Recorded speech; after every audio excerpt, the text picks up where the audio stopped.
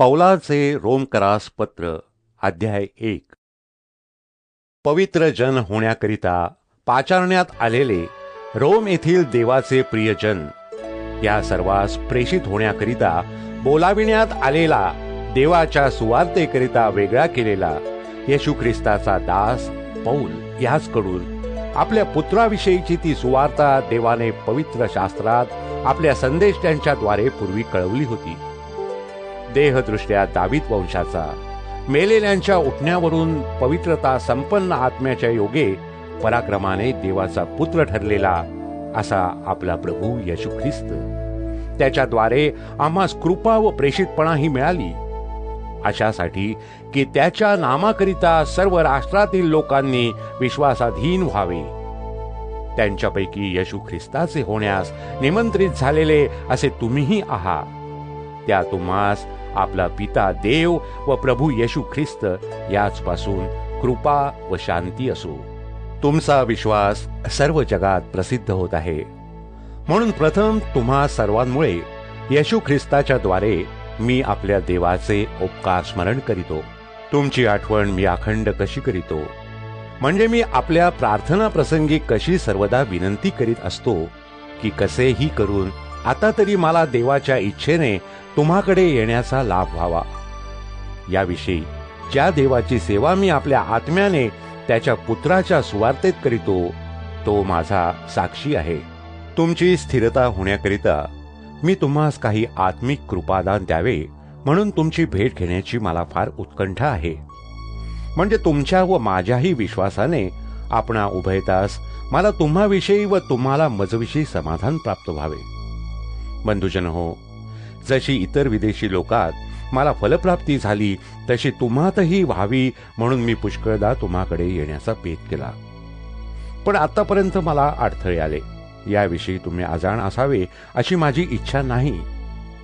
हेल्लेनी व बर्बर, ज्ञानी व अज्ञानी या दोहोंचाही मी ऋणी आहे. याप्रमाणे रोम शहरात राहणाऱ्या तुम्हासही सुवार्ता सांगण्याची माझ्या ठाई उत्सुकता आहे. मला सुवार्तेची लाज वाटत नाही, कारण प्रत्येक विश्वास ठेवणाऱ्याला ती तारण प्राप्त्यर्थ देवाचे सामर्थ्य अशी आहे. प्रथम यहुद्यास आणि मग हेलेन्यास, कारण तिच्यात देवाचे न्यायत्व विश्वासाने विश्वासासाठी प्रकट होते असा शास्त्रलेख आहे. नीतिमान विश्वासाने वाचेल. जी मनुष्ये अनितीने सत्य दाबून ठेवितात, त्यांच्या अधर्मावर व अनितीवर देवाचा क्रोध स्वर्गातून प्रकट होतो. देवाविषयीचे जे ज्ञान होत असते ते त्याच्या मनास व्यक्त केलेले आहे, कारण देवाने ते त्यास व्यक्त केले आहे. त्याचे अदृश्य गुण म्हणजे त्याचे सनातन सामर्थ्य व देवत्व ही निर्माललेल्या पदार्थावरून ज्ञात होऊन सृष्टीच्या उत्पत्ती कालापासून स्पष्ट दिसत आहेत, यासाठी की त्यांनी निरुत्तर व्हावे. कारण देवाला ओळखत असूनही त्यांनी देव म्हणून त्याचे गौरव केले नाही व त्याचे आभार मानिले नाही, तर ते आपल्या पोकळ कल्पनांनी शून्यवत झाले आणि त्यांचे मूढ मन अंधकाराने व्याप्त झाले. आपण ज्ञानी आहो असे म्हणवित असता ते मूर्ख झाले आणि त्यांनी अविनाशी देवाच्या गौरवाचा नाशवंत मनुष्य, पक्षी, चतुष्पाद प्राणी व सरपटणारे जीव यांच्या आकाराच्या मूर्तीशी मोबदला केला. यास्तव ते आपल्या मनाच्या वासनात असताना देवाने त्यास अमंगळपणाच्या स्वाधीन केले. यामुळे त्यांच्यामध्ये त्यांच्या शरीराचा अवमान झाला. त्यांनी देवाच्या सत्याचा असत्याशी मोबदला केला आणि त्याला सोडून उत्पन्न केलेल्या पदार्थांची भक्ती व सेवा केली. तो उत्पन्न करता युगानुयुग धन्यवादित आहे. आमेन. यामुळे देवाने त्यास निंद्य मनोभावनांच्या स्वाधीन केले. त्यांच्यातल्या स्त्रियांनी स्वाभाविक व्यवहार सोडून विपरीत व्यवहार धरिला, तसेच पुरुषांनीही स्त्रियांबरोबरचा स्वाभाविक व्यवहार सोडून परस्परे कामसंतप्त होऊन पुरुषांनी पुरुषांबरोबर अनुचित कर्म केले आणि त्यांच्या भ्रांतीचे योग्य प्रतिफळ त्यांनी आपल्या ठाई भोगिले. ज्या अर्थी देवाचे पूर्ण ज्ञान प्राप्त करून घेण्यास ते मान्य झाले नाहीत, त्या अर्थी देवाने त्यास अनुचित कर्मे करण्यास भ्रष्ट अशा मनाच्या स्वाधीन केले. सर्व अनिती, दुष्टपणा, लोभ, वाईटपणा यांनी ते भरलेले होते. हेवा, हत्या, कलह, कपट, कुबुद्धी यांनी ते पूर्ण असे होते.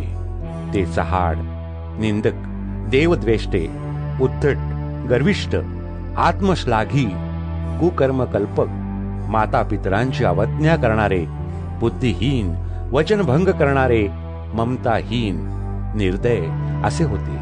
जे असे आचरण करीतात ते मरणास योग्य आहेत असा देवाचा नियम त्यास ठाऊक असताही ते स्वतः ती कर्मे करीतात. इतकेच केवळ नव्हे तर तसे आचरण करणाऱ्यास त्यांची संमतीही आहे. रोमकरास पत्र अध्याय 2.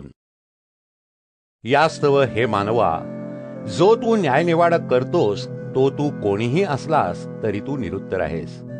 ज्याविषयी तू दुसऱ्याचा न्याय करीतोस त्याच विषयी तू स्वतःला अन्यायी ठरवितोस. कारण न्यायनिवाडा देणारा तू तीच कर्मे करीतोस. पण आपल्याला ठाऊक आहे की जे अशी कर्मे करतात त्याच विरुद्ध देवाचा न्याय सत्यानुसार होतो. तर हे मानवा, जो तू तशी कर्मे आचरणाऱ्यांचा न्यायनिवाडा करीत असून तीच स्वतः करीतोस, तो तू देवाचा न्याय चुकवशील असे तुला वाटते काय? किंवा देवाची दया तुला पश्चाताप कराव्यास लावणारी आहे हे न समजता त्याचे दयालुत्व, क्षमा व सहनशीलता ही विपुल असल्यामुळे त्याचा अवमान करीतोस काय? आपला हट्ट व पश्चातापहीन अंतःकरण यास अनुरूप तू जो क्रोधाचा व देवाचा यथार्थ न्याय प्रगट होण्याचा दिवस, त्या दिवसाचा क्रोध आपणासाठी साठवून ठेवतोस. तो प्रत्येकाला ज्याच्या त्याच्या कर्माप्रमाणे फळ दी. धीराने सत्कर्मे करीत राहून जे गौरव, सन्मान व अविनाशिता यासाठी खटपट करीतात त्यास तो सार्वकालिक जीवन देईल. परंतु जे तट पाडणारे आहेत व सत्याला न मानिता अधर्माला मानितात त्याचवर क्रोध व कोप, संकट व क्लेश ही येतील. म्हणजे दुष्कर्म करणारा मनुष्य प्रथम यहुदी आणि मग हेल्लेनी अशा प्रत्येकाच्या जीवावर ती येतील. पण प्रत्येक सत्कर्म करणारा प्रथम यहुदी आणि मग हेल्लेनी यास गौरव, सन्मान व शांती ही मिळतील. कारण देवाजवळ पक्षपात नाही. ज्यास नियमशास्त्र नाही अशा जितक्यांनी पाप केले तितकेही नियमशास्त्र नाही तरी नाश पावतील. आणि नियमशास्त्र असता जितक्यांनी पाप केले तितक्यांचा न्याय नियमशास्त्राने होईल. नियमशास्त्र श्रवण करणारे देवाच्या दृष्टीने नीतिमान आहेत असे नाही, तर नियमशास्त्राप्रमाणे आचरण करणारे नीतिमान ठरतील. ज्यास नियमशास्त्र नाही असे विदेशी लोक जेव्हा नियमशास्त्रात आहे ते स्वभावता करीतात तेव्हा त्यास नियमशास्त्र नाही तरी ते आपणा स्वतःच नियमशास्त्रच आहे. म्हणजे ते नियमशास्त्रातील आचार आपल्या अंतःकरणात लिहिलेला दाखवितात. त्यांचे मनही त्यास साक्ष देते आणि त्यांचे एकमेकांविषयीचे विचार दोष लावणारे किंवा दोषमुक्त करणारे असतात. ज्या दिवशी देव माझ्या सुवार्तेप्रमाणे येशू ख्रिस्ताच्या द्वारे मनुष्यांच्या गुप्त गोष्टींचा न्याय करील त्या दिवशी निर्णय होईल. तुला यहुदी हे नाव आहे. तू नियमशास्त्राचा आश्रय धरितोस व देवाविषयी अभिमान बाळगितोस. तुला त्याची इच्छा कळते आणि नियमशास्त्राच्या श्रवणाने शिक्षण मिळाल्यामुळे जे श्रेष्ठ ते पसंत करीतोस. नियमशास्त्रात मला ज्ञानाचे व सत्याचे स्वरूप मिळाले आहे म्हणून मी आंधळ्यांचा वाटाडी, जे अंधारात आहेत त्याचा प्रकाश, अल्पबुद्धी लोकांचा शिक्षक, बालकांचा गुरु आहे अशी तुझी खात्री आहे. असा जो तू दुसऱ्यास शिकवितोस तो तूच स्वतःला शिकवित नाहीस काय? जो तू चोरी करू नये अशी घोषणा करीतोस तो तूच चोरी करतोस काय? जो तू व्यभिचार करू नये असे सांगतोस तो तूच व्यभिचार करीतोस काय? जो तू मूर्तीचा विटाळ मानितोस तो तूच देवळे लुटितोस काय? जो तू नियमशास्त्राचा अभिमान बाळगितोस तो तूच नियमशास्त्राच्या उल्लंघनाने देवाचा अपमान करीतोस काय? तुम्हामुळे विदेशी लोकांना देवाच्या नामाची निंदा होत आहे असा शास्त्रलेख आहे. जर तू नियमशास्त्राप्रमाणे करीतोस तर सुनतेचा उपयोग आहे. परंतु नियमशास्त्राचे उल्लंघन करणारा असलास तर तुझी सुनता बेसुनता अशी झाली आहे. तर मग बेसुंती मनुष्याने नियमशास्त्राचे नियम पाळले तर त्याची बेसुंता सुंता अशी मोजण्यात येईल की नाही? शास्त्रलेख व सुंता तुझ्या बाजूला असताना जो तू नियमशास्त्राचे उल्लंघन करणारा आहेस त्या तुझा न्याय जो जातीने बेसुंती वर्गातला असून नियमशास्त्र पाळतो तो करणार नाही काय? कारण जो बाहेरून यहुदी तो यहुदी नव्हे, आणि देहाची जी बाहेरून होते ती सुंता नव्हे, तर आंतरी जो यहुदी तो यहुदी होय, आणि आध्यात्मिक दृष्ट्या जी अंतःकरणाची व्हावयाची ती सुंता होय. शास्त्रलेखाप्रमाणे व्हावयाची ती नव्हे, अशाची प्रशंसा मनुष्यापासून नव्हे तर देवापासून व्हावयाची. रोमकरास पत्र अध्याय 3. तर मग यहुद्यांची श्रेष्ठता ती काय, आणि सुंतेचा लाभ तो काय? सर्व बाजूंनी पुष्कळच आहे. प्रथम हे की देव वचने त्यास सोपलेली होती. कित्येकांनी विश्वास ठेविला नाही तरी काय झाले?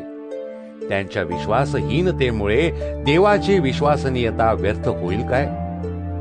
असे न हो, त्यापेक्षा देव खरा ठरो आणि प्रत्येक मनुष्य खोटा असा हो. शास्त्रलेख म्हणतो की तू आपल्या वचनात नीतिमान ठरावे आणि तुझा न्याय होत असता तुला जय मिळावे. तरी पण आपल्या अनितीमुळे देवाचे नीतिमत्व स्थापित होते, तर यावरून काय म्हणावे? देव जो शासन करता तो अनितिमान आहे असे म्हणावे काय? मी मानवी व्यवहाराप्रमाणे बोलतो असे न हो. असे झाले तर देव जगाचा न्याय कसा करील? तसेच माझ्या असत्याने देवाचे सत्य त्याच्या गौरवाला अतिसंवर्धक झाले तर मग माझा न्याय पापी मनुष्याचा होतो तसा का व्हावा? बरे होण्यासाठी आपण वाईट करूया असे का म्हणू नये? आम्ही असेच म्हणतो, असा कित्येक लोक आम्हावर आळ घालतात. अशांना दंडाज्ञा व्हावी हेच यथान्याय आहे. तर मग कसे? आपण श्रेष्ठ आहो काय? मुळीच नाही. कारण यहुदी व हेल्लेनी ही उभयता पापवश आहेत असा आरोप आम्ही सर्वांवर अगोदरच ठेविला आहे. शास्त्रलेख म्हणतो, नीतिमान कोणी नाही, एक देखील नाही. जाणता कोणी नाही, देवाचा शोध करणारा कोणी नाही. सर्व बहकले आहेत, ते एकंदर निरुपयोगी झाले आहे. सत्कर्म करणारा असा कोणी नाही, एकही नाही. त्यांचा घसा केवळ उघडे धडे आहे. त्यांनी आपल्या जिव्हाने कपट केले आहे. त्यांच्या होटांच्या आत जोगी सर्पाचे विष आहे. त्यांचे तोंड शापाने व कडूपणाने भरलेले आहे. त्यांचे पाय रक्तपात कराव्यास उतावळे आहे. त्यांच्या मार्गात विध्वंस व विपत्ती आहे. शांतीचा मार्ग त्यांनी समजून घेतला नाही. त्यांच्या डोळ्यापुढे देवाचे भय नाही. आपणाला ठाऊक आहे की नियमशास्त्र जे काही सांगते ते शास्त्राधीन असलेल्या लोकांस सांगते, यासाठी की प्रत्येक तोंड बंद व्हावे व अवघे जग देवदंडास प्राप्त व्हावे. त्या समोर कोणी मनुष्य नियमशास्त्रातील कर्मांनी नीतिमान ठरणार नाही, कारण नियमशास्त्राच्या द्वारे पापाचा बोध होतो. आता नियमशास्त्र विरहित असे जे देवाचे नीतिमत्व ते प्रकट झाले आहे, त्यास नियमशास्त्राची व संदेष्टांची साक्ष आहे. हे देवाचे नीतिमत्व येशू ख्रिस्तावरील विश्वासाच्या द्वारे सर्व विश्वास ठेवणाऱ्यांसाठी आहे, त्यात भेद नाही. कारण सर्वांनी पाप केले आहे आणि देवाच्या गौरवाला ते अंतरले आहे. ते ख्रिस्त येशूने खंडणी भरून प्राप्त केलेल्या मुक्तीच्या द्वारे देवाच्या कृपेनं मोबदल्या वाचून नीतिमान ठरतात. त्याच्या रक्ताने विश्वासाच्या द्वारे प्रायश्चित्त होण्यास देवाने त्याला पुढे ठेविले, यासाठी की पूर्वी झालेल्या पापांची देवाच्या सहनशीलतेने उपेक्षा झाल्यामुळे त्याने आपले नीतिमत्व व्यक्त करावे. आपले नीतिमत्व सांप्रत काळी असे दाखवावे की आपण नीतिमान असावे आणि येशूवर विश्वास ठेवणाऱ्याला नीतिमान ठरविणारे असावे. तर मग फुशारकी मारणे कोठे? ती बाहेरच्या बाहेर राहून गेली. कोणत्या प्रकारच्या नियमाने? कर्माच्या काय? नाही, तर विश्वासाच्या नियमाने. यावरून मनुष्य नियमशास्त्रातील कर्मा वाचून विश्वासाने नीतिमान ठरतो असे आपण मानितो. देव केवळ यहुद्यांचाच आहे काय? विदेशी लोकांचेही नव्हे काय? हो आहे. जर देव एकच आहे आणि तो सुन्नती लोकास विश्वासाने व बेसुन्नती लोकास विश्वासाच्या द्वारे नीतिमान ठरवील, तर तो विदेशी लोकांचाही आहे. आपण विश्वासाने नियमशास्त्राला निरर्थक करीतो काय? असे अगदी नाही. उलट आपण नियमशास्त्राची स्थापना करीतो. रोमकरांस पत्र अध्याय 4.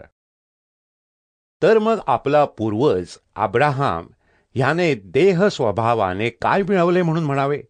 अब्राहाम कर्माने नीतिमान ठरला असता तर त्याला अभिमान बाळगण्यास कारण असते, तरी देवासमोर नसते. शास्त्र काय सांगते? अब्राहमाने देवावर विश्वास ठेविला आणि हे त्याला नीतिमत्व असे मोजण्यात आले. आता मजुरांची मजुरी ऋण अशी गणली जाते, मेहरबानगी अशी नाही. पण कर्म न करिता अधर्म्याला नीतिमान ठरविणाऱ्यावर विश्वास ठेवणाऱ्याचा विश्वास नीतिमत्व असा मोजण्यात येतो. याप्रमाणे ज्या मनुष्याकडे देव कर्मा वाचून नीतिमत्व मोजितो त्याचा धन्यवाद दावीदही करतो. तो असा: ज्यांच्या अपराधांची क्षमा झाली आहे व ज्यांच्या पापांवर पांघरून घातले आहे ते धन्य. ज्या मनुष्याच्या हिशेबी प्रभू पापाचा दोष लावित नाही तो धन्य. हे आशीर्वचन सुन्नती लोकास किंवा बेसुन्नती लोकासही आहे. विश्वास हा अब्राहमाकडे नीतिमत्व असा गणला होता असे आपण म्हणतो. तो कसा गणला गेला? तो सुन्नती असताना किंवा बेसुन्नती असताना?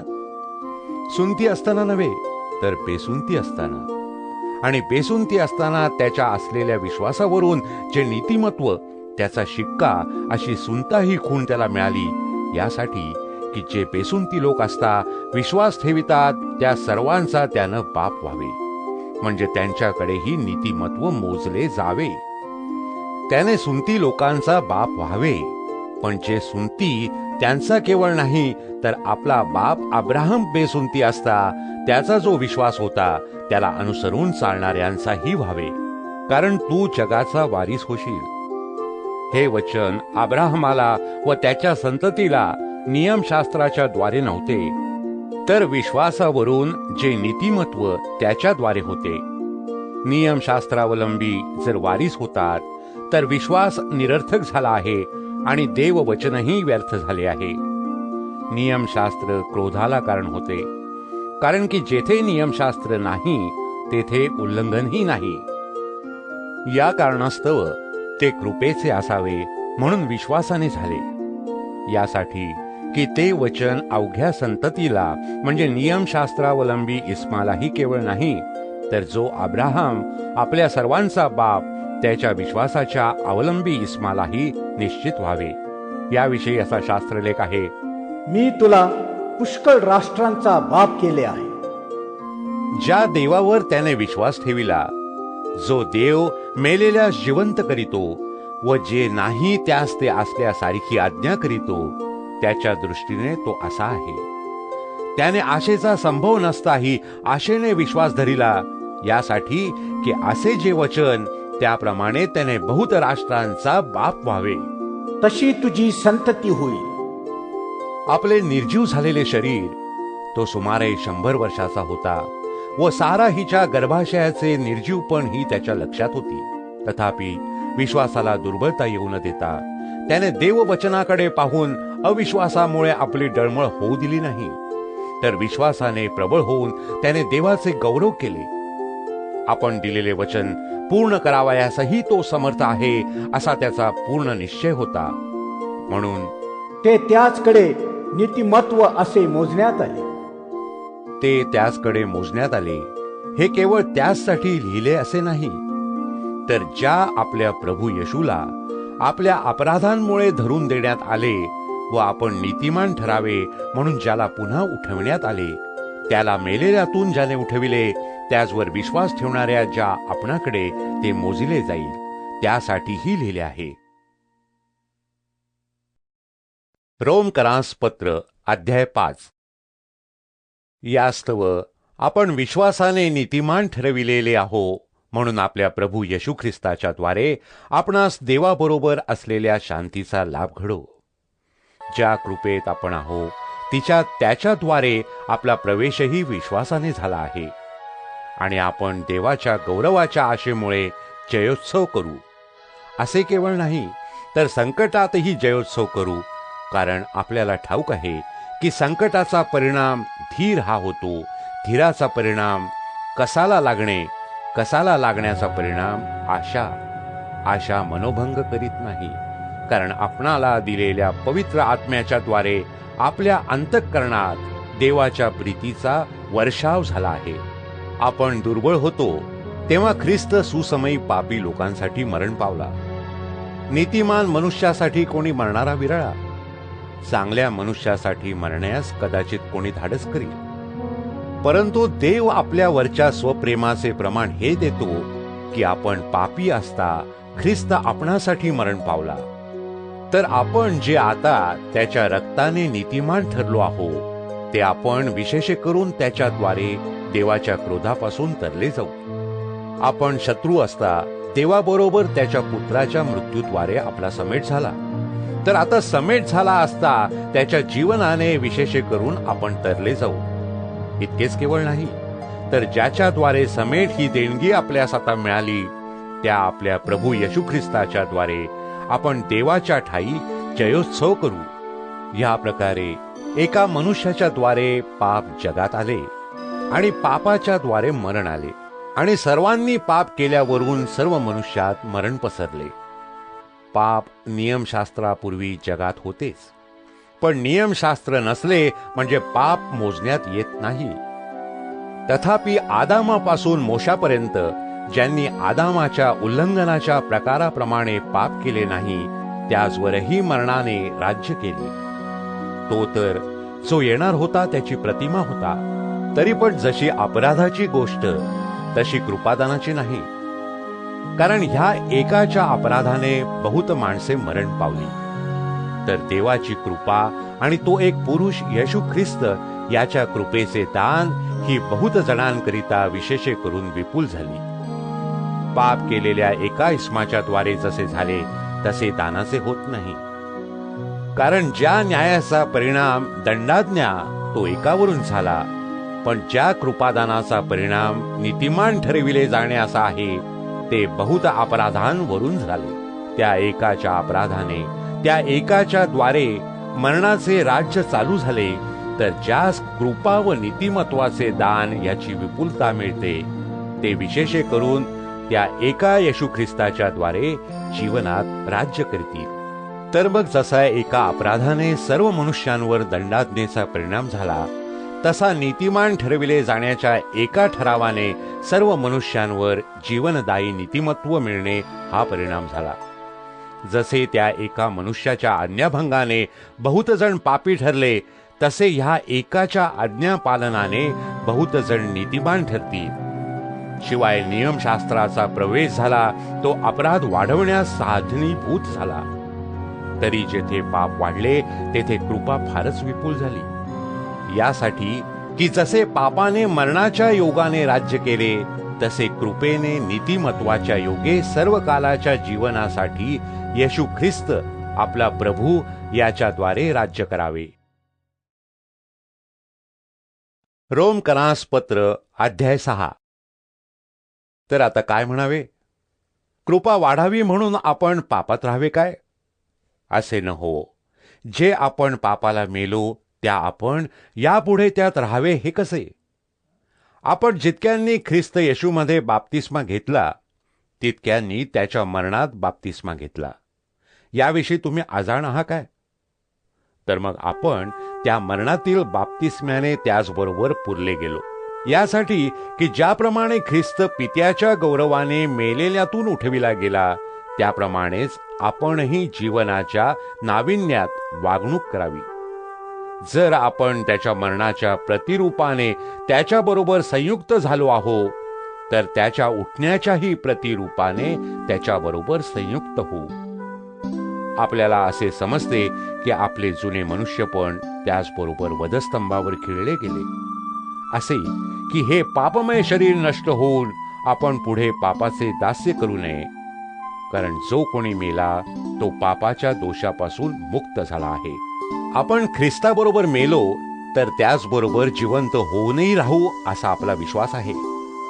आपणास ठाऊक आहे की मेलेल्यातून उठविलेला ख्रिस्त पुढे मरत नाही, त्याचवर पुढे मरणाची सत्ता नाही.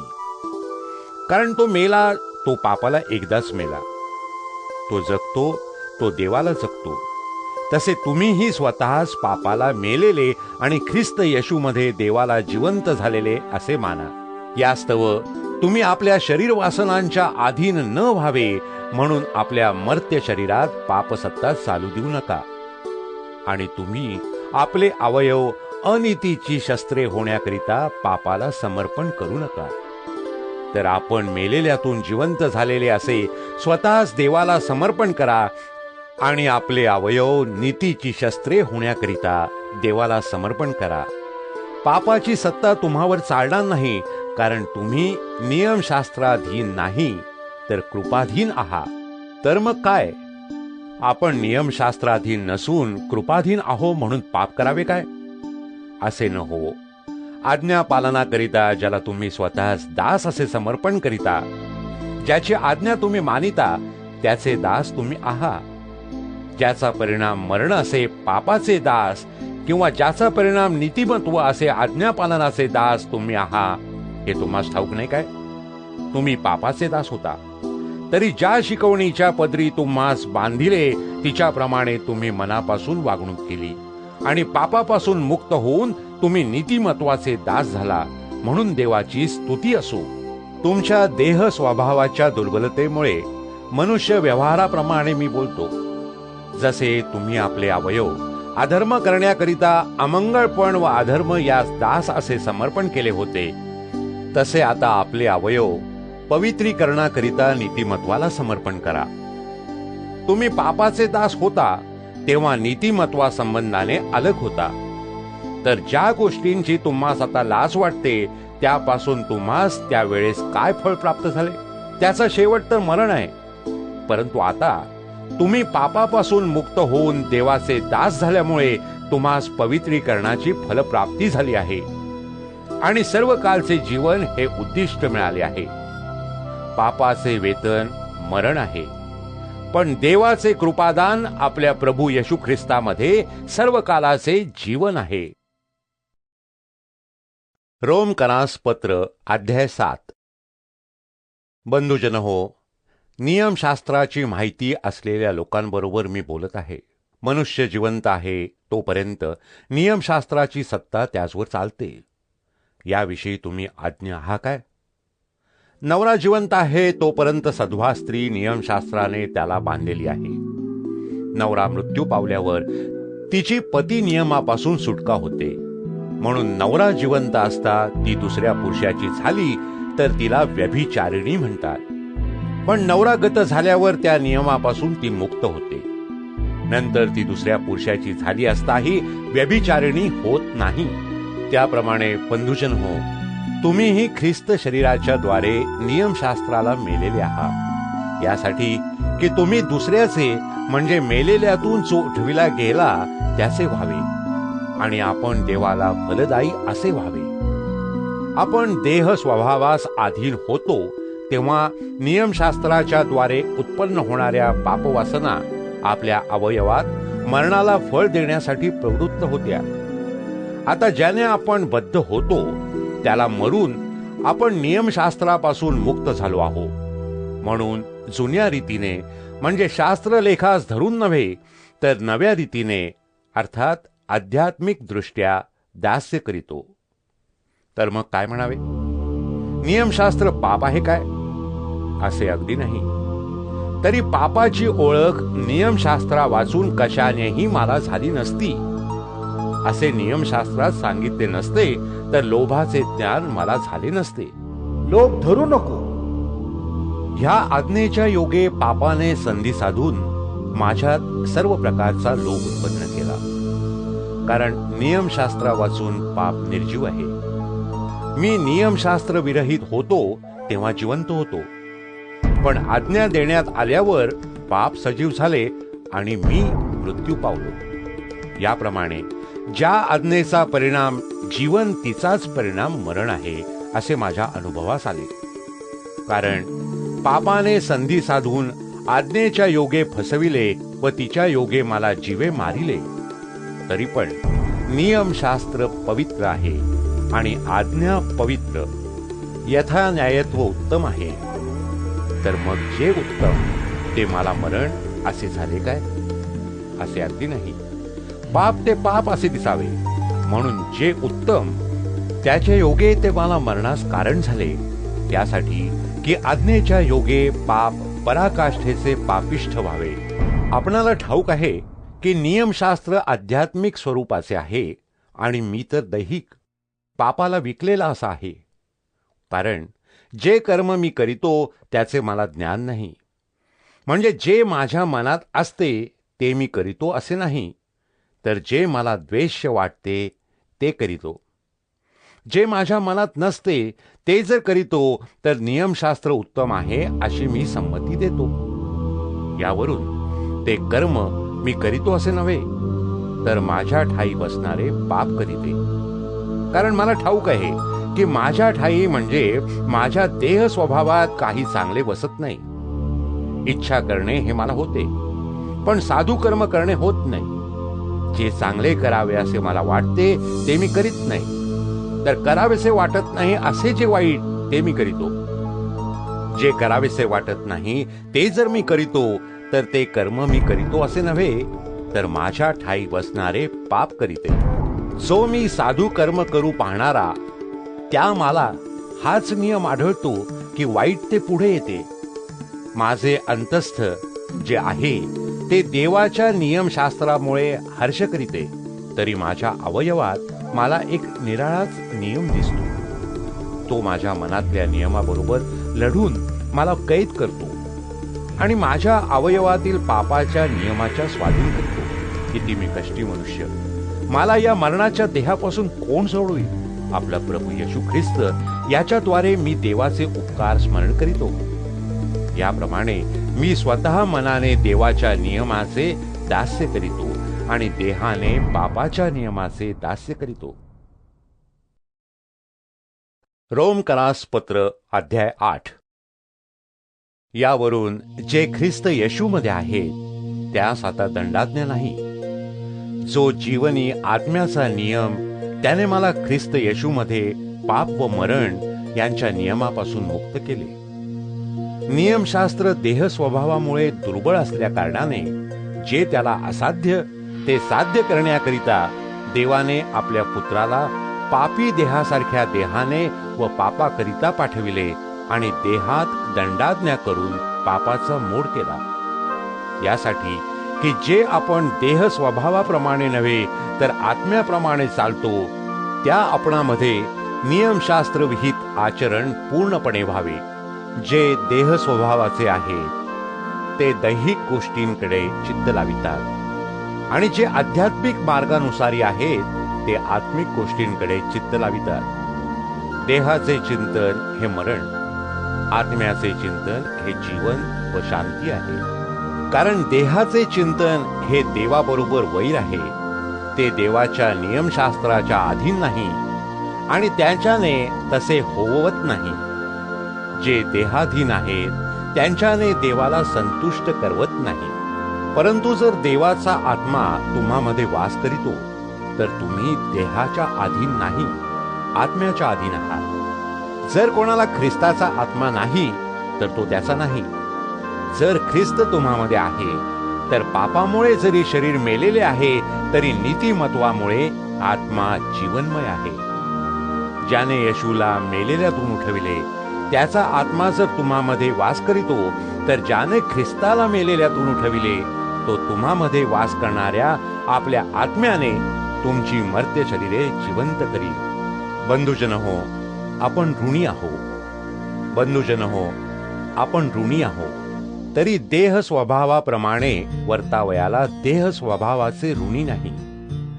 जर तुम्ही देह स्वभावाप्रमाणे वर्तता तर तुम्ही मराल. परंतु जर तुम्ही आत्म्याने शरीराची कर्मे मारून टाकीता तर जिवंत राहाल. जितक्यास देवाचा आत्मा चालवितो ते देवपुत्र आहेत. कारण पुन्हा भीती बाळगावी असा दासपणाचा आत्मा तुम्हास मिळाला नाही, तर ज्याच्या योगे आपण अब्बा बापा अशी हाक मारितो असा दत्तकपणाचा आत्मा मिळाला आहे.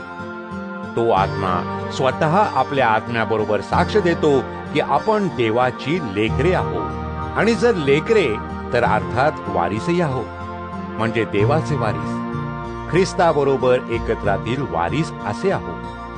आपण त्याच्याबरोबर वैभव भोगावे म्हणून त्याच्यासह दुःख भोगितो, तर आपण तसे वारीस आहोत.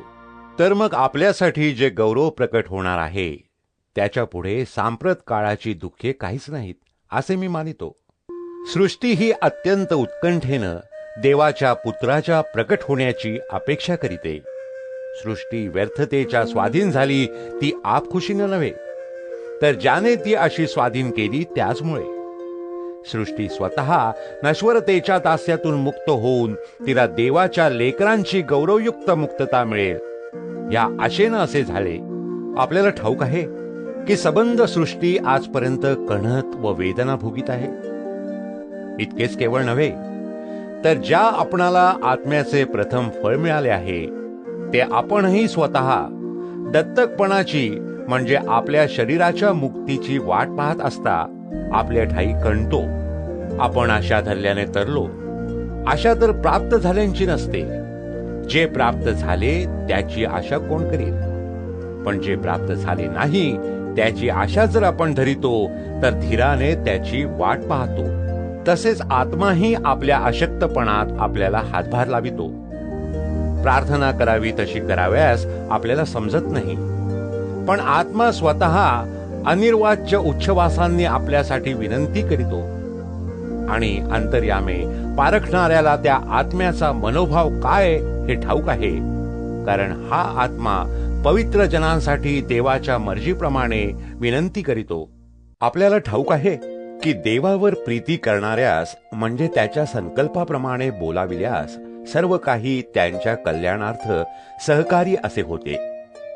कारण ज्यांच्या विषयीचे त्याला पूर्वज्ञान होते त्यांनी आपल्या पुत्राच्या प्रतिमेप्रमाणे बनावे म्हणून त्याने त्यांना आगाऊच नेमून टाकिले. यात हेतू हा की बंधुवर्गात त्याने ज्येष्ठ असे व्हावे. ज्यास त्याने आगाऊ नेमून टाकिले त्यास त्याने पाचारण केले. ज्यास पाचारण केले त्यास त्याने नीतिमान ठरविले. आणि ज्यास नीतिमान ठरविले त्याचे त्याने गौरव केले. तर या गोष्टींवरून आपण काय म्हणावे? देव आपणास अनुकूल असल्यावर आपणाला प्रतिकूल कोण असणार? ज्याने आपल्या पुत्रास राखून न ठेविता आपणा सर्वांकरिता त्याला दिले, तो त्याच सहित आपल्याला सर्व काही कसे देणार नाही? देवाच्या निवडलेल्या लोकांवर दोषारोप कोण ठेवील? नीतिमान ठरविणारा देव ठेवील काय? दंडाज्ञा करणारा कोण? जो मेला इतकेच नाही तर मेलेल्यातून उठविला गेला, जो देवाच्या उजवीकडे आहे आणि आपल्यासाठी विनंती करीतो, असा जो ख्रिस्त येशू, तो करील काय? ख्रिस्ताच्या प्रीतीपासून आपल्याला कोण विभक्त करील? क्लेश, आपत्ती, छळणूक, उपासमार, नग्नता, संकट किंवा तरवार ही वेगळे करतील काय? असा शास्त्रलेख आहे. तुझ्यामुळे आमचा वध सतत होत आहे.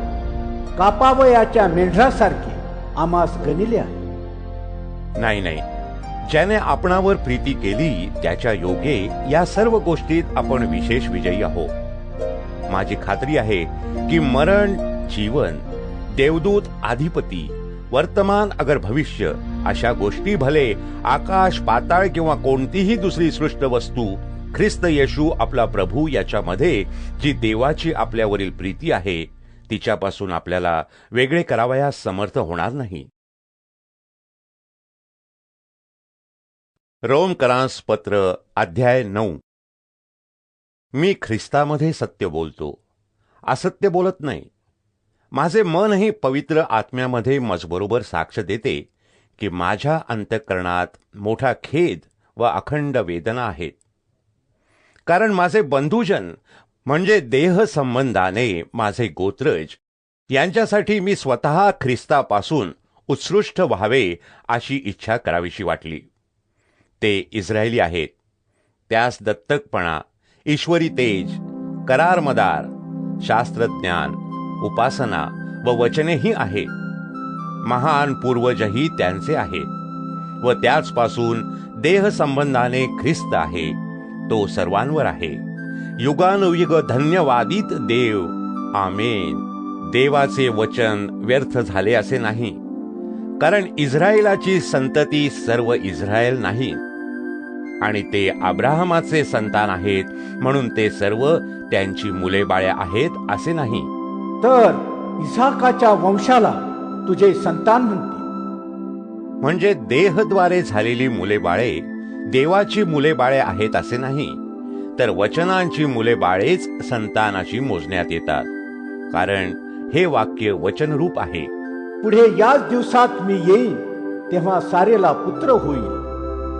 इतकेच नव्हे, तर रिबका ही एकापासून म्हणजे आपला पूर्वज इसहाक याचपासून गरोदर राहिल्यावर मुले अजून जन्मली नव्हती व त्यांनी काही बरे वाईट केले नव्हते, तेव्हा देवाचा जो संकल्प निवडणुकीने असतो तो कर्मामुळे नव्हे, तर पाचारण करणाऱ्याच्या इच्छेने कायम राहावा म्हणून तिला सांगण्यात आले की वडील धाकट्याची सेवा करील.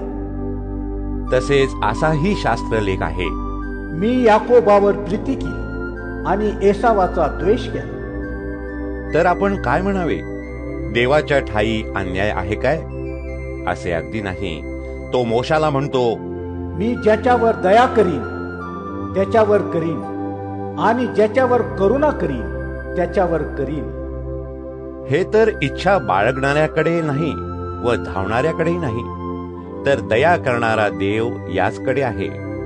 शास्त्रलेख फारोला असे सांगतो, याच करिता मी तुला पुढे केले आहे की तुझ्यावर मी आपला पराक्रम दाखवावा आणि माझे नाम सर्व पृथ्वीवर प्रख्यात व्हावे. यावरून तो पाहिजे त्याच्यावर दया करीतो आणि पाहिजे त्याला कठीण करीतो. यावर तू मला म्हणशील, तर मग तो का दोष लावितो? त्याच्या संकल्पाला कोण आड येतो? हे मानवा, जो तू देवाला उलटून बोलतोस तो तू कोण आहेस? घडलेली वस्तू घडणाऱ्याला तू मला असे का केले असे म्हणेल काय? एकाच गोळ्याचे एक पात्र उत्तम कामासाठी व एक हलक्या कामासाठी करावे, असा कुंभाराला मातीवर अधिकार नाही काय? आपला क्रोध दर्शवावा व आपले सामर्थ्य व्यक्त करावे असे देवाच्या मनात असल्यामुळे नाशासाठी सिद्ध झालेल्या क्रोधाच्या पात्रांचे मोठ्या धीराने त्याने जर सहन केले, यासाठी की ज्या आपल्याला यहुद्यातून केवळ नव्हे तर विदेशी लोकातूनही पाचारण झाले, त्याच विषयी म्हणजे त्याने पूर्वी गौरव करण्यासाठी सिद्ध केलेल्या दयेच्या पात्रांविषयी आपल्या गौरवाची विपुलता कळावी. असे असेल तर काय? तो होशेयाच्या पुस्तकात हेही म्हणतो, जे माझे लोक नव्हत त्यास मी आपले लोक म्हणेन, आणि जी प्रिय नाही तिला प्रिय म्हणेन. आणि असे होईल की तुम्ही माझे लोक नव्हा असे जेथे म्हणत तेथे त्यास जिवंत देवाचे पुत्र असे म्हणतील. यशयानेही इस्रायलाविषयी उच्च वाणीने असे उद्गार काढले आहेत. जरी इस्रायल लोकांची संख्या समुद्राच्या वाळूसारखी आहे, तरी शेष मात्र तारण पावे. कारण प्रभू आपले वचन आटोपते घेऊन व समाप्त करून पृथ्वीवर सिद्धीस नेईल. त्याप्रमाणे यशयाने पूर्वीही म्हणले, जर सेनाधीश प्रभूने आम्हासाठी बीज राहू दिले नसते तर आम्ही सदोमासारखे झालो असतो व गमोऱ्याप्रमाणे बनलो असतो. तर मग आपण काय म्हणावे? असे की जे विदेशी लोक नीतिमत्वाच्या मागे लागले नव्हते त्यास नीतिमत्व म्हणजे जे नीतिमत्व विश्वासाद्वारे आहे ते प्राप्त झाले, परंतु इस्रायल लोक नीतिमत्वाच्या नियमामागे लागले होते तरी ते त्या नियमापर्यंत जाऊन पोचले नाहीत. का नाही? कारण विश्वासाने नव्हे तर कर्मानी कार्य होईल असे समजून ते त्याच्या मागे लागले. त्याला ठेस लागण्याच्या धोंड्याची ठेस लागली असा शास्त्रलेख आहे. पहा, मी सियोनात ठेच लागण्याचा धोंडा व अडखळण्याचा खडक ठेवितो. त्याचवर जो विश्वास ठेवील तो फजित होणार नाही. रोमकरास पत्र अध्याय 10. बंधुजन हो, त्यांच्याविषयी माझी मनीषा व देवाजवळ विनंती अशी आहे की त्यांचे तारण व्हावे. मी त्याचविषयी साक्ष देतो की त्यास देवाविषयी आस्था आहे, परंतु ती यथार्थ ज्ञानाला अनुसरून नाही. कारण त्यांना देवाच्या नीतिमत्वाची जाणीव नसल्यामुळे व ते आपलेच नीतिमत्व स्थापावयास पाहत असल्यामुळे ते देवाच्या नीतिमत्वाला वश झाले नाहीत. प्रत्येक विश्वास ठेवणाऱ्याला नीतिमत्व प्राप्त होण्यासाठी ख्रिस्त नियमशास्त्राची समाप्ती असा आहे. मोशे असे लिहितो, जो मनुष्य नियमशास्त्राचे नीतिमत्व आचरितो तो त्याने वाचेल. परंतु विश्वासाने जे नीतिमत्व ते म्हणते, तू आपल्या मनात म्हणू नको की ऊर्ध्वलोकी कोण चढेल, अर्थात ख्रिस्ताला खाली आणावयास, किंवा अधोलोकी कोण उतरेल, अर्थात ख्रिस्ताला मेलेल्यातून वर आणावयास. तर ते काय म्हणते? ते वचन तुझ्याजवळ आहे, तुझ्या तोंडात व तुझ्या अंतःकरणात आहे. जे विश्वासाचे वचन आम्ही गाजवितो तेच हे आहे. जर तू आपल्या मुखाने येशू प्रभू आहे असे स्वीकारशील आणि देवाने त्याला मेलेल्यातून उठविले असा आपल्या अंतःकरणात विश्वास धरशील तर तुला तारण प्राप्ती होईल. नीतिमत्वासाठी विश्वास धरणे अंतःकरणाने होते, तारणाचा स्वीकार करणे तोंडाने होते. शास्त्र म्हणते, जो कोणी त्याचवर विश्वास ठेवितो तो फजित होणार नाही. यहुदी व हेल्लेनी यामध्ये भेद नाही, कारण सर्वांचा प्रभू एकच असून जे त्याचा धावा करीतात त्या सर्वांस पुरवठा करण्या इतका तो संपन्न आहे. जो कोणी प्रभूचे नाम घेऊन त्याचा धावा करीत त्याचे तारण होईल. तर ज्याच्यावर त्यांनी विश्वास ठेविला नाही त्याचा धावा ते कसा करतील? ज्याचे त्यांनी ऐकले नाही त्याच्यावर ते विश्वास कसा ठेवतील? घोषणा करणाऱ्या वाचून ते कसे ऐकतील? आणि ज्यांना पाठविले नाही ते कशी घोषणा करतील? असा शास्त्रलेख आहे. चांगल्या गोष्टीची सुवार्ता सांगणाऱ्याचे चरण किती मनोरम दिसतात. तथापि सुवार्तेकडे सर्वांनी लक्ष दिले असे नाही. यशया म्हणतो, हे प्रभू, आम्ही ऐकलेल्या वार्तेवर कोणी विश्वास ठेविला आहे? याप्रमाणे विश्वास वार्तेने व वार्ता ख्रिस्ताच्या वचनाने होते. पण मी विचारतो, त्यांनी ऐकले नव्हते काय? हो, ऐकले होते. त्यांचा नाद सर्व पृथ्वीभर व त्यांचे शब्द दिगंतरी पोहोचले. आणखी मी विचारतो की इस्रायलाला कळले नव्हते काय?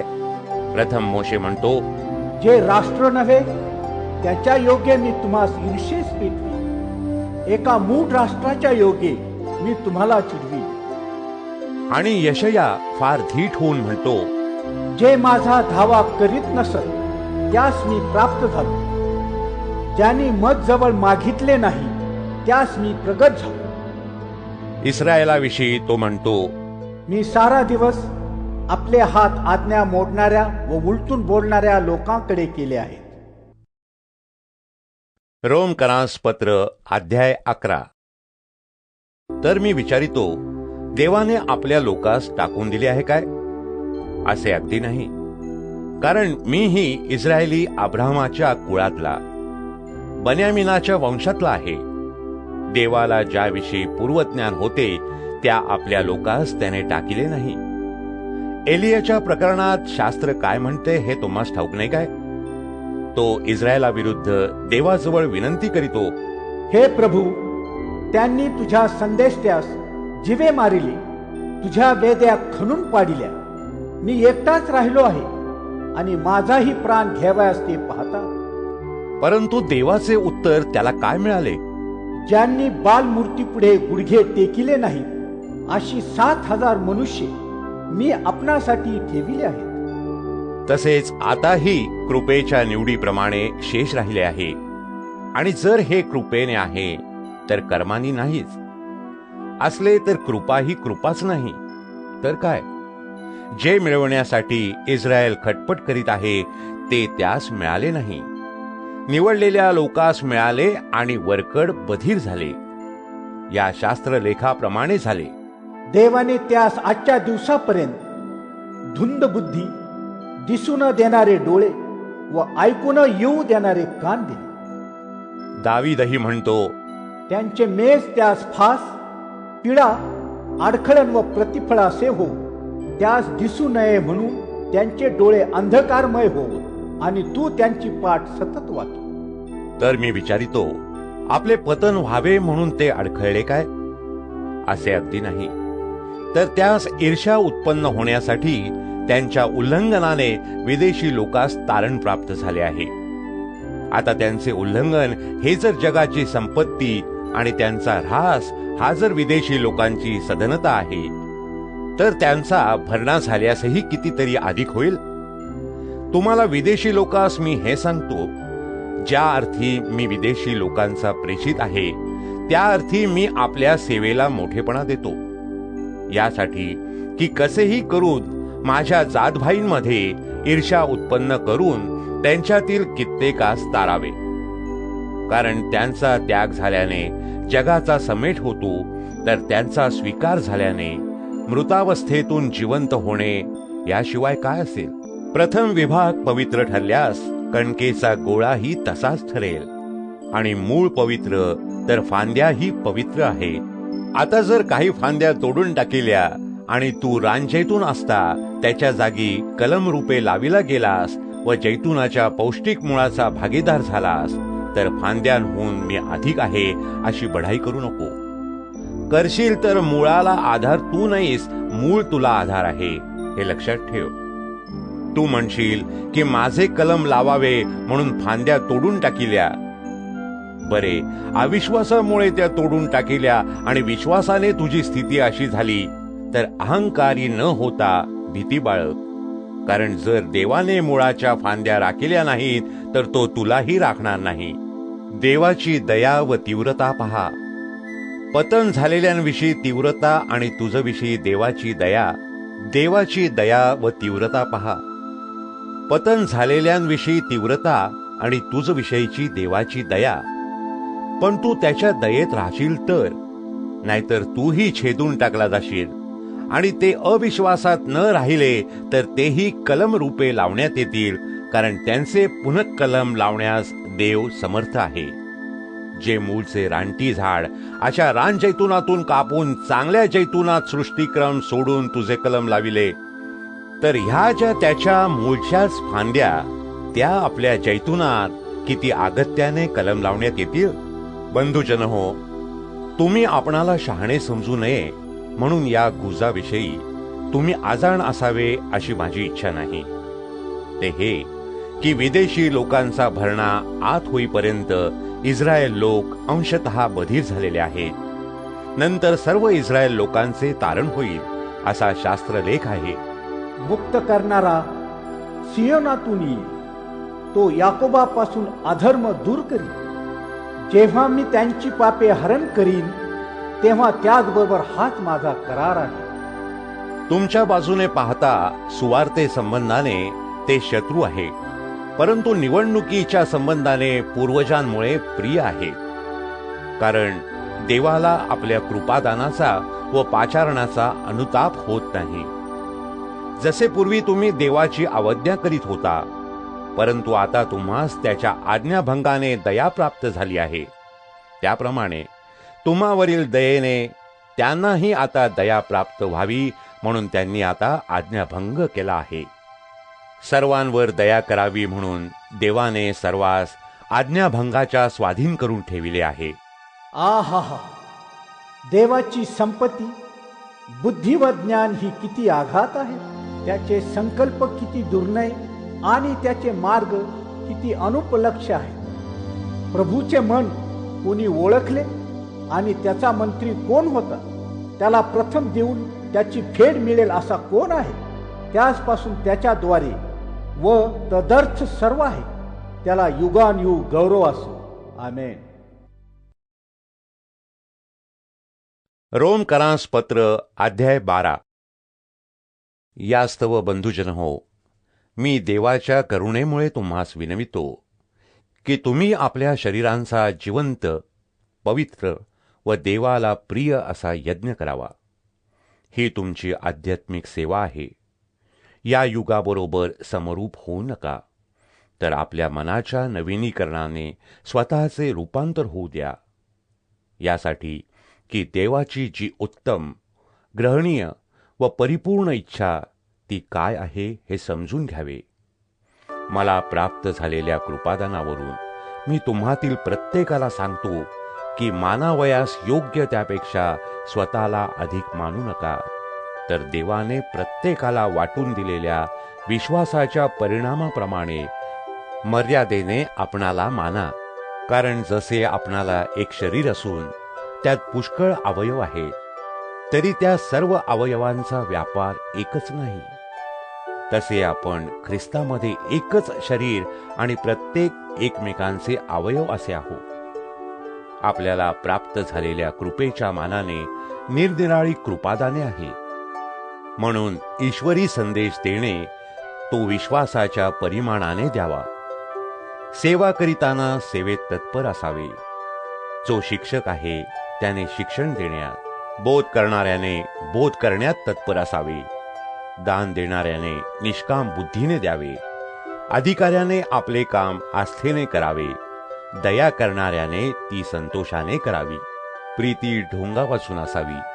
वाईटाचा वीट मानणारे, बऱ्याला चिकटून राहणारे, ममतेनं एकमेकांवर बंधुप्रीती करणारे, आदर सत्कार करण्यात एकमेकांमध्ये पुढाकार घेणारे, आस्थेविषयी मंद नसणारे, आत्म्यात उत्सुक प्रभूची सेवा करणारे, आशेने हर्षित, संकटात सहनशील, प्रार्थनेत तत्पर, पवित्र जनांच्या गरजा भागविणारे, आतिथ्य करण्यात तत्पर असे व्हा.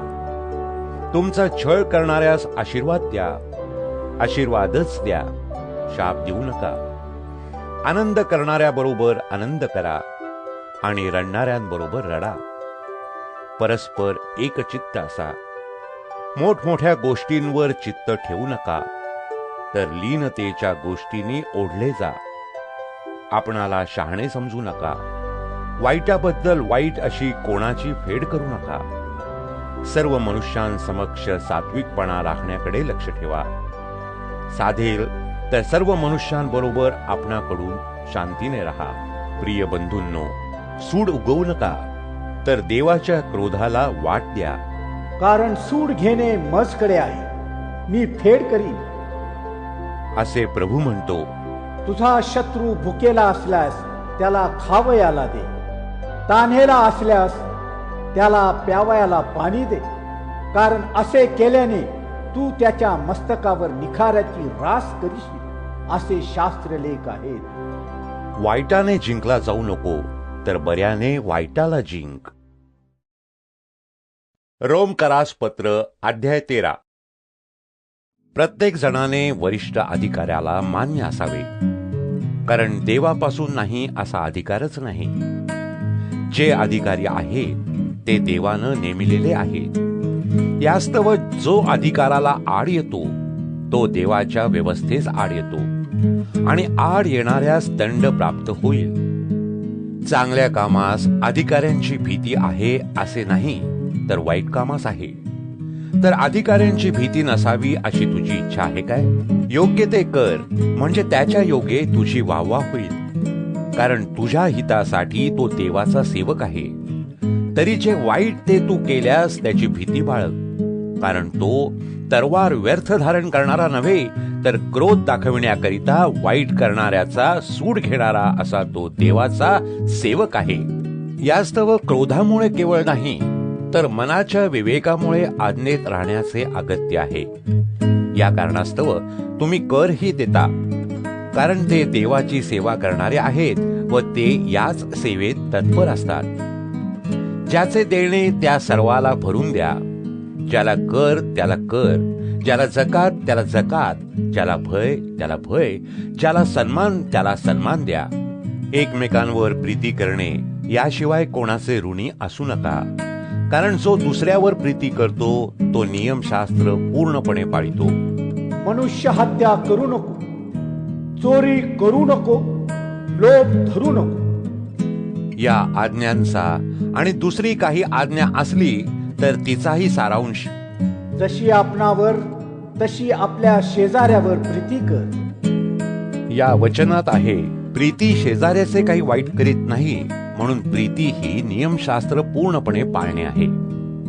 समय ओळखून हे करा, कारण तुम्ही आता झोपेतून उठावे अशी वेळ आली आहे. आपण विश्वास ठेविला तेव्हापेक्षा तारण आता आपल्या जवळ आले आहे. रात्र सरत येऊन दिवस जवळ आला आहे. म्हणून आपण अंधकाराची कर्मे टाकून द्यावी आणि प्रकाशाची शस्त्र सामुग्री धारण करावी. दिवसा ढवळ्या साजेल असे आपण शिष्टाचाराने चालावे. दंगलात व मद्याच्या धुंदीत, विलासात व कामसक्तीत, कलहात व मत्सरात नसावे. तर तुम्ही प्रभू येशू ख्रिस्ताला परिधान करा आणि देह वासना तृप्त करण्यासाठी तरतूद करू नका. रोमकरास पत्र अध्याय 14. जो विश्वासाने दुर्बल त्याचा स्वीकार करा, तरी विकल्पांच्या निर्णयांकरिता नका. कोणा एकाचा विश्वास असा आहे की त्याला कोणतेही खाणे निषिद्ध नाही, परंतु जो दुर्बळ तो शाकभाजीच खातो. तो खातो त्याने न खाणाऱ्याला तुच्छ मानू नये. जो खात नाही त्याने खाणाऱ्याला दोषी ठरवू नये, कारण देवाने त्याचा स्वीकार केला आहे. दुसऱ्याच्या चाकराला दोषी ठरविणार तू कोण आहेस? त्याचे स्थिर राहणे किंवा पतन होणे हे त्याच्या धन्याचे पाहणे आहे. त्याला स्थिर करण्यात येईल, कारण प्रभू त्याला स्थिर करण्यास समर्थ आहे. कोणी मनुष्य एखादा दिवस दुसऱ्या दिवसापेक्षा अधिक मानितो, कोणी सर्व दिवस सारखे मानितो. तर प्रत्येकाने आपल्या मनाची पूर्ण खात्री करून घ्यावी. जो दिवस पाळितो तो प्रभूकरिता पाळितो, आणि जो खातो तो प्रभूकरिता खातो, कारण तो देवाचे उपकार स्मरण करीतो. जो खात नाही तो प्रभूकरिता खात नाही, आणि तोही देवाचे उपकार स्मरण करीतो. कारण आपल्यातील कोणी स्वतःकरिता जगत नाही आणि कोणी स्वतःकरिता मरत नाही. आपण जगतो ते प्रभूकरिता जगतो, आणि आपण मरतो ते प्रभूकरिता मरतो. म्हणून आपण जगलो किंवा मेलो तरी प्रभूचे आहो. ख्रिस्त यासाठी मृत्यू पावला व पुन्हा जिवंत झाला की त्याने मेलेल्यांचा व जिवंतांचाही प्रभू असावे. तर तू आपल्या भावाला दोषी का ठरवितोस? किंवा तू आपल्या भावाला तुच्छ का मानितोस? आपण सर्व देवाच्या न्यायासनासमोर उभे राहावयाचे आहो, असा शास्त्रलेख आहे. प्रभू म्हणतो, जर मी जिवंत आहे तर मज पुढे प्रत्येक जण गुडघा टेकील व प्रत्येक जिव्हा देवाचे स्तवन करील. तर मग आपणातील प्रत्येक जण स्वतःचा हिशेब देवाला देईल. याकरिता आपण यापुढे एकमेकाला दोषी ठरवू नये, तर असे ठरवून टाकावे की कोणी आपल्या भावापुढे काही ठेचाड किंवा अडखळण ठेवू नये. मला ठाऊक आहे आणि प्रभू येशूमध्ये माझी खात्री आहे की कोणताही पदार्थ मूळचा निषिद्ध नाही. तथापि अमुक पदार्थ निषिद्ध आहे असे समजणाऱ्याला तो निषिद्धच आहे. तुझ्या भावाला अन्नामुळे दुःख झाले तर तू प्रीतीने वागतानासा झाला आहेस. ज्यासाठी ख्रिस्त मरण पावला त्याचा नाश आपल्या अन्नाने करू नको. जे तुम्हामध्ये उत्तम आहे त्याची निंदा होऊ नये. खाणे व पिणे यात देवाचे राज्य नाही, तर नीतिमत्व, शांती व पवित्र आत्म्याच्या द्वारा मिळणारा आनंद ह्यात आहे. अशा प्रकारे जो ख्रिस्ताची सेवा करीतो तो देवाला प्रिय व मनुष्यास पसंत आहे. तर मग जेणेकरून शांती व परस्परांची अभिवृद्धी होईल, अशा गोष्टींच्या मागे आपण लागावे. अन्नामुळे देवाच्या कामाचा मोड करू नका. सर्व पदार्थ शुद्धच आहेत, परंतु जो खाण्यामुळे अडखळतो त्याला ते पाप आहे. मांस न खाणे, द्राक्षारस न पिणे आणि जेणेकरून तुझा भाऊ ठेचाळतो किंवा अडखळतो अगर अशक्त होतो ते न करणे हे चांगले. तुझ्या ठाई जो विश्वास आहे तो तू देवासमक्ष आपणाजवळ ठेव. आपणाला जे काही पसंत आहे त्याविषयी ज्याला स्वतःचा न्यायनिवाडा करावा लागत नाही तो धन्य. पण संशय धरून जो खातो तो दोषी ठरतो, कारण त्याचे खाणे विश्वासाने होत नाही, आणि जे काही विश्वासाने नाही ते पाप आहे. रोमकरास पत्र अध्याय 15. आपण जे सबळ आहो त्या आपण दुर्बळांची दुर्बळता सोशिली पाहिजे. आपल्याच सुखाकडे पाहू नये. आपल्यातील प्रत्येकाने शेजाऱ्यास सुखी करणे ते त्याचे बरे करून अभिवृद्धी होण्यासाठी करावे. या शास्त्रलेखाप्रमाणे झाले. कारण ख्रिस्ताने तरी स्वसुखाकडे पाहिले नाही, तर तुझी निंदा करणाऱ्यांनी केलेली निंदा मजवर आली. जे काही शास्त्रात पूर्वी लिहिले ते सर्व आपणास शिक्षण मिळण्याकरिता लिहिले, यासाठी की शास्त्रापासून मिळणाऱ्या सहनशीलतेच्या व समाधानाच्या योगे आपल्याला आशा प्राप्त व्हावी. आता सहनशीलता दाखविणारा व समाधान देणारा देव असे करो की ख्रिस्त येशूप्रमाणे तुम्ही परस्परे एकचित्त व्हावे, यासाठी की आपल्या प्रभू येशू ख्रिस्ताचा पिता जो देव याचे एकमताने व एकमुखाने तुम्ही गौरव करावे. जसा ख्रिस्ताने देवाच्या गौरवाकरिता आपला स्वीकार केला, तसा तुम्हीही एकमेकांचा स्वीकार करा. मी असे म्हणतो की देवाच्या सत्याकरिता, म्हणजे पूर्वजास दिलेली वचने खरी करण्याकरिता आणि विदेशी लोकांनी त्याच्या दयेमुळे देवाचे गौरव करावे याकरिता ख्रिस्त सुनता झालेल्या लोकांचा सेवक झाला. यास्त विदेशी लोकांमध्ये मी तुझे स्तवन करीन व तुझ्या नामाचे स्तोत्र गाईन, असा शास्त्रलेख आहे. असा एक लेख आहे. विदेशांनो त्याच्या प्रजेबरोबर जय जयकार करा, असेही शास्त्रात सांगितले आहे. सर्व विदेशांनो परमेश्वराचे स्तवन करा आणि सर्व लोक त्याचे स्तवन करू. आणखी यशया म्हणतो, ईशायाचा धुमारा फुटेल, तो विदेशांवर अधिकार करावयास उभा राहील, त्याचवर विदेशी आशा ठेवितील. आता आशेचा देव तुम्हास विश्वास धरण्यात सर्वथैव हर्षभरीत व शांतीपूर्ण करो, असे की तुम्हाला पवित्र आत्म्याच्या सामर्थ्याने विपुल आशा प्राप्त व्हावी. बंधुजन हो, तुम्ही चांगुलपणाने भरलेले, सर्व ज्ञान संपन्न व एकमेकास बोध करावयाला समर्थ आहात, अशी तुम्हाविषयी मला स्वतःची खात्री आहे. तरी देवापासून मला प्राप्त झालेल्या कृपादानामुळे मी तुम्हाला आठवण देऊन ठिकठिकाणी विशेष प्रशस्तपणे लिहिले आहे. ते कृपादान असे की मी विदेशांसाठी देवाची सुवार्ता सांगणे हे याजकपण चालवीत ख्रिस्त येशूची सेवा करणारा व्हावे, यासाठी की विदेशी लोक हे अर्पण पवित्र आत्म्याने पवित्र केलेले व सुग्राह्य व्हावे. यावरून देवाच्या संबंधाने ख्रिस्त येशूविषयी मला अभिमान आहे. ख्रिस्ताने माझ्या हातून न घडविलेले असे काही सांगण्याचे धाडस मी करणार नाही, तर त्याने विदेशी लोकांची मान्यता मिळवण्याकरिता माझ्या शब्दांनी व कृतींनी, चिन्हे व अद्भुते यांच्या सामर्थ्याने, पवित्र आत्म्याच्या सामर्थ्याने जे जे घडविले तेच सांगतो.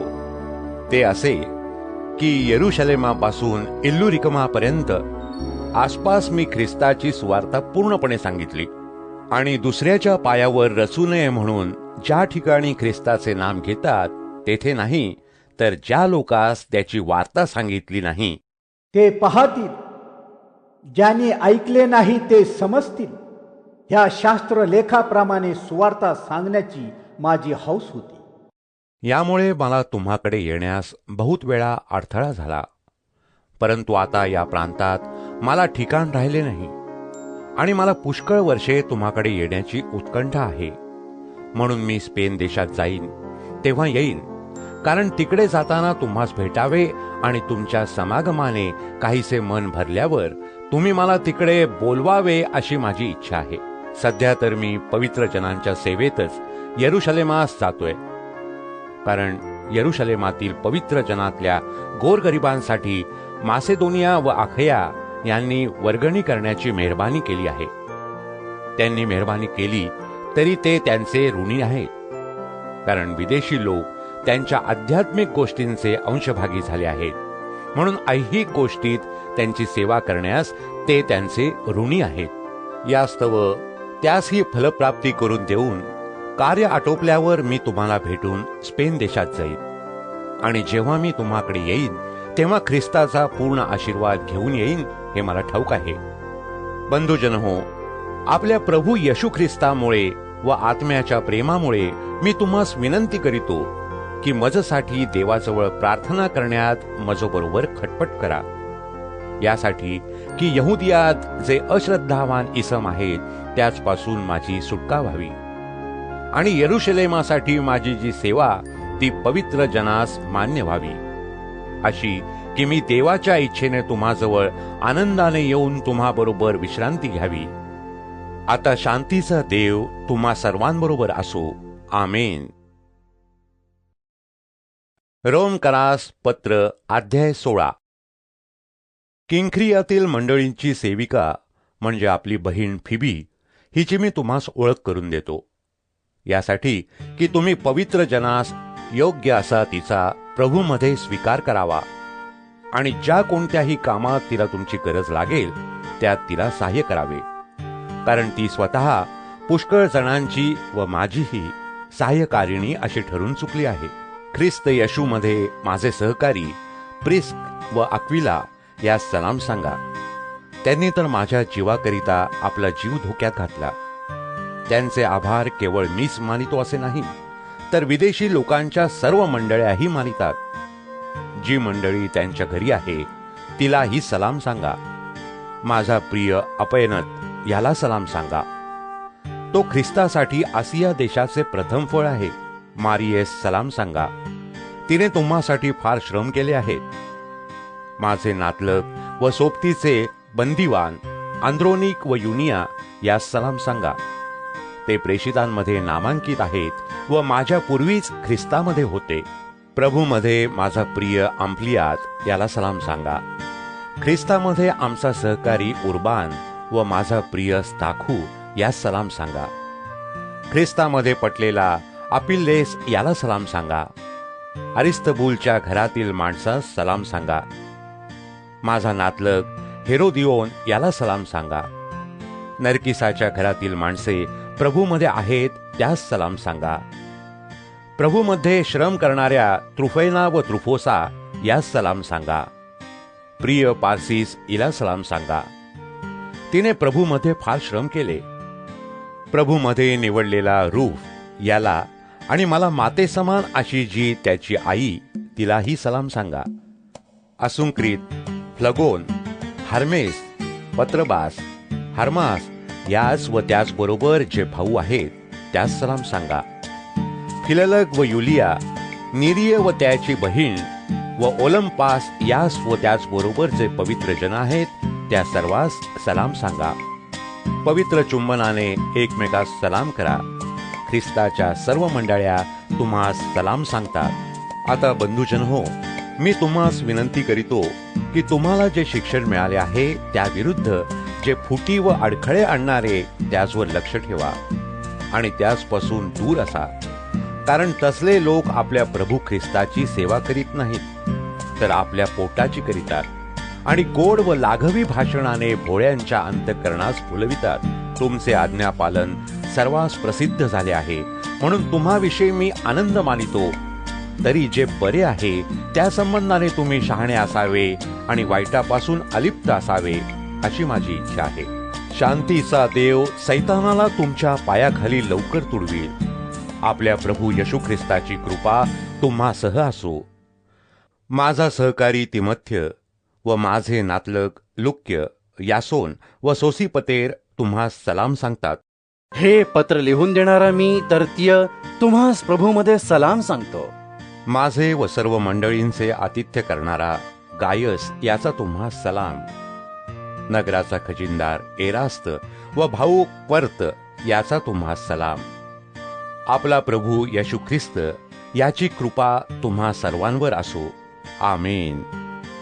आता माझ्या सुवार्तेप्रमाणे व जे गुज युगानुयुग गुप्त ठेविलेले होते, परंतु आता प्रकट झाले आहे आणि सर्व राष्ट्रातील लोकांस त्यांनी विश्वासाधीन व्हावे म्हणून सनातन देवाच्या आज्ञेने संदेष्ट्यांच्या लेखांच्या द्वारे कळविले आहे. त्या गुजाच्या प्रकटीकरणाप्रमाणे येशू ख्रिस्ताविषयीच्या घोषणेप्रमाणे तुम्हा स्थिर करण्यास समर्थ जो केवळ एकच ज्ञानी देव, त्याला येशू ख्रिस्ताच्या द्वारे युगानुयुग गौरव असो.